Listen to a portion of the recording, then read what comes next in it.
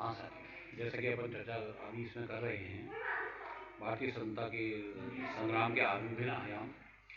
इसमें सरकार को स्वराज्य दल की इस तरीके से कि विधानमंडलों में जाके विरोध किया जाए, इससे इसको ये स्पष्ट नजर आ गया कि 1919 के जो सुधार, संवैधानिक सुधार किए गए थे, वो भारतीयों की स्वतंत्रता या भारतीयों के दिमाग को कंट्रोल में रखने के लिए काफ़ी नहीं थे। अतः उन्होंने भारतीय संवैधानिक सुधारों की इस श्रृंखला में एक नवीन संविधान संशोधन पेश करने का निश्चय किया, जो साइमन कमीशन के रूप में जाना जाता है।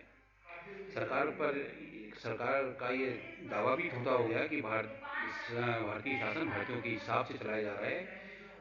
विधानमंडलों में सरकार की बार बार पराजय से विदेशों में जनता को पता चला कि अंग्रेज सरकार भारतीयों के प्रति सख्त है और भारतीय स्वतंत्रता चाहते हैं।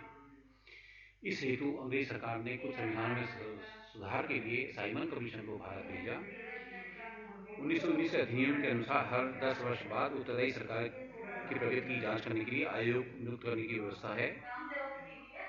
यह सुधार 1921 में लागू किए गए थे, लेकिन साइमन कमीशन की नियुक्ति होनी तो 1931 में चाहिए थी, किंतु इसकी नियुक्ति 1929 में कर दी गई और ब्रिटिश प्रधानमंत्री ने कमीशन की नियुक्ति की घोषणा कर दी, जिसका मुख्य उद्देश्य इंग्लैंड में होने वाले चुनावों से पहले भारत में संवैधानिक सुधार करने की थी, ताकि उनकी पार्टी को इंग्लैंड में जीत की संभावना बन पाए।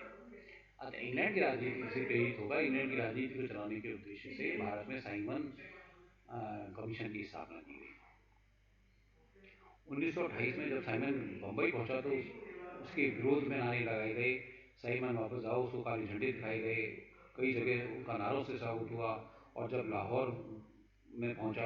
साइमन कमीशन लाहौर पहुंचा तो लाला लाजपत राय के नेतृत्व में विशाल जुलूस निकाला गया और पुलिस अधिकारी सैंडर्स ने लाला लाजपत राय पर भयंकर लाठियां बरसाई, जिनके कारण उनकी मौत हो गई, देहांत हो गया। और भगत सिंह जैसे क्रांतिकारियों ने मिलकर सैंडर्स की हत्या करके राष्ट्रीय अपमान का बदला लिया। तो साइमन कमीशन का जो विरोध भारत में देखने को मिला, वो भारतीय राष्ट्रीय आंदोलन का एक चरम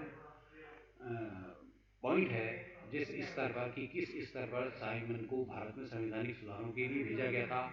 उसका समय 1931 में पूरा आना था, किंतु उसको इंग्लैंड के चुनावों के मद्देनजर रखते हुए उस कमीशन को 3 साल पहले ही 1928 में भारत में भेज दिया गया, क्योंकि तत्कालीन सरकार को इंग्लैंड में होने वाले चुनावों में फायदा लेने का प्रबंध था। किंतु साइमन का इतना विरोध किया गया कि लाला लाजपत राय का देहांत ब्रिटिश पुलिस अधिकारी सैंडर्स की लाठियों से हुआ, जिनका कि लाजपत राय साइमन कमीशन का विरोध कर रहे थे। विरोध के परिणाम स्वरूप लाला लाजपत राय की मृत्यु हुई और इससे क्रांतिकारियों को काफी बल मिला और उन्होंने सैंडर्स की हत्या करके लाला लाजपत राय की हत्या का बदला लिया। भारतीय राष्ट्रवाद का ये चरम उत्थान था।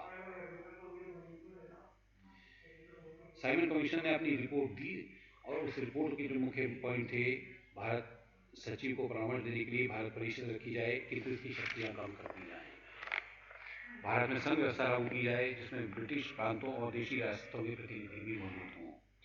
भारत में देश शासन को समाप्त कर प्रांतों को स्वायत्तता दी जाए। सारा प्रांतीय शासन मंत्रियों को सौंप दिया जाए। कम से कम 10 या 15% आबादी को वोट देने का अधिकार होना चाहिए। साम्प्रदायिक निर्वाचन पद्धति को कायम रखा जाए। प्रांतीय विधानमंडलों का विस्तार किया जाए।